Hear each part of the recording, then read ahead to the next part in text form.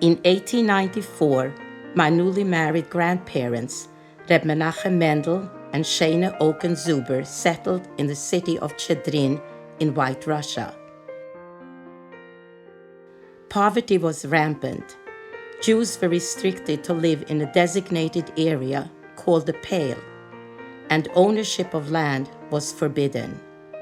In 1844, the third Chabad Rebbe, the Tzemach Tzedek, founded Chedrin, the first Jewish agricultural settlement in Russia. Many occupations and commercial enterprises were unobtainable for Jews, and owning land and engaging in agriculture vastly improved life of the Hasidim.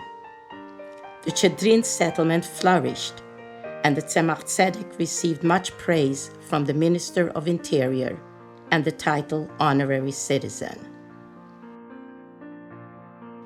In 1827, Tsar Nicholas I issued the Cantonist Edict to enforce the unification of his country through Russification.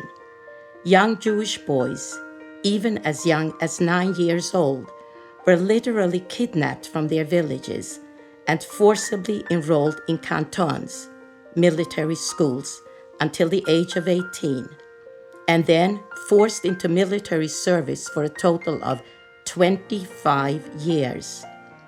The hope of the Tsar was that the young men would forget their Jewish heritage and become loyal Russian citizens. The settlement of Chedrin was an effective countermeasure, as the boys could be protected from the kidnappers, and thus the Hasidim were anxious to settle here. In 1896, my father, Rabbi Israel Zuber, the second of 11 children, the first son, was born here. His first teacher was his father, Reb Menachem Mendel, a Melamed and a Shochet.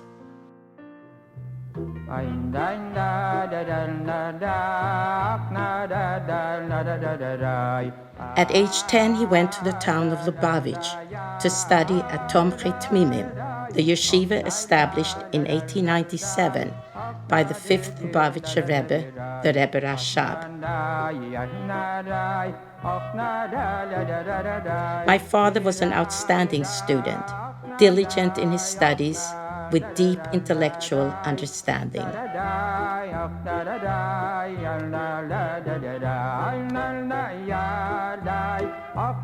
Life was filled with hardships. He rolled his own cigarettes and smoked to still the constant pangs of hunger.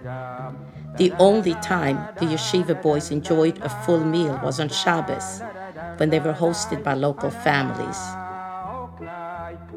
He melted together small stubs of candles to have light for learning during the long, dark winter nights. He received no phone calls, no packages from home, rarely even a note or a letter. His reputation in the yeshiva as a Talmud Chacham was widespread.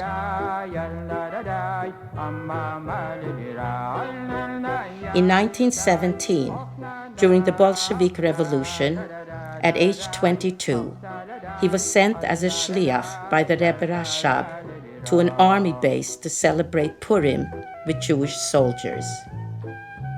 Upon his return, he received great praise from the Rebbe for his successful journey. A doctor subsequently placed his arm in a cast as camouflage, and thus he was exempt from army duty in that treacherous time period.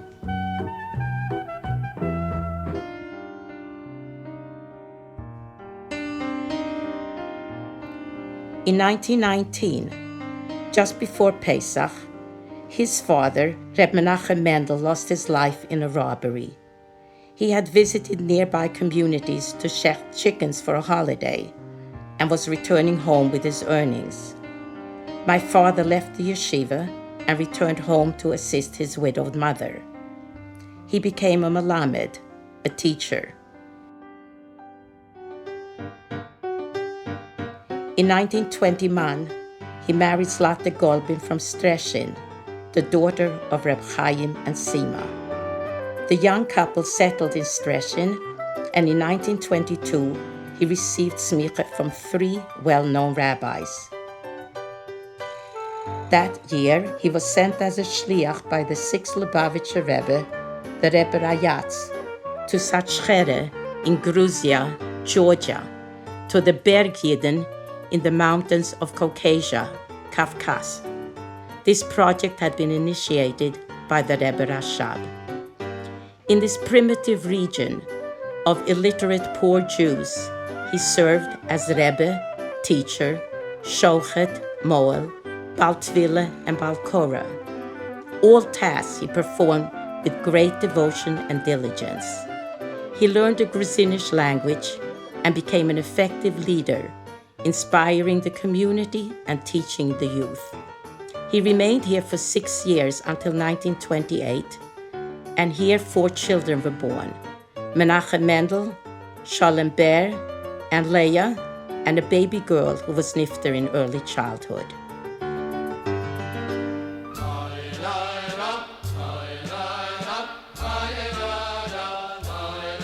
After his release from jail and his subsequent trip to Israel and the United States, in 1927, the Rebbe Rayatz encouraged the Hasidim to relocate to the United States.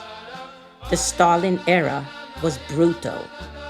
My father prepared to leave Sachchere and joined Hasidim in Riga, in the independent Baltic country of Latvia, as the first step of the journey. The day before his departure, he was robbed and left destitute, without a single ruble. Anguished, he contacted his beloved Rebbe, and within a day or 2, he received sufficient funds to undertake the journey. Leaving Russia was a tremendous relief, but it was a bittersweet departure to leave dear family members, most of whom they never saw again. The stay in Riga was pleasant, in the company of his Rebbe and a large group of Hasidim. While waiting for visas, he received a letter from his 4 siblings in the States: Aunt Rose, Tante Sophie, Tante Chana, and Uncle Nassanata, telling him not to come. The stock market crash of 1929 had created havoc. He was in a quandary.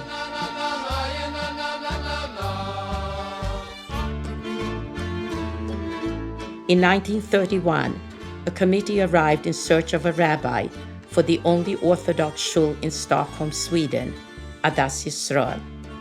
They were seeking a multi-talented individual who could be a leader, Rebbe, Bal Korah, Bal Tvila, Shochet, Mohel, someone with all the qualifications that he possessed and had utilized in Sachchere. With the encouragement and blessings of the Rebbe Rayatz, he crossed the Baltic Sea to Stockholm on an overnight journey on a ferry ship. He was a great Torah scholar and also had a good knowledge of math and science, and was familiar with many aspects of Jewish European history.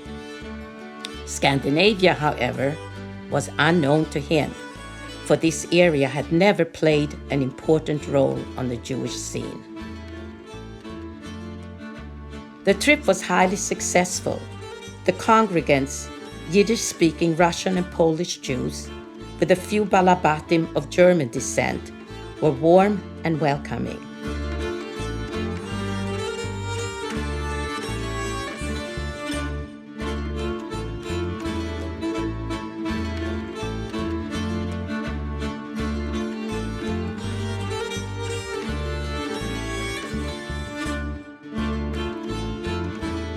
The city was beautiful, modern, and comfortable. The plan was to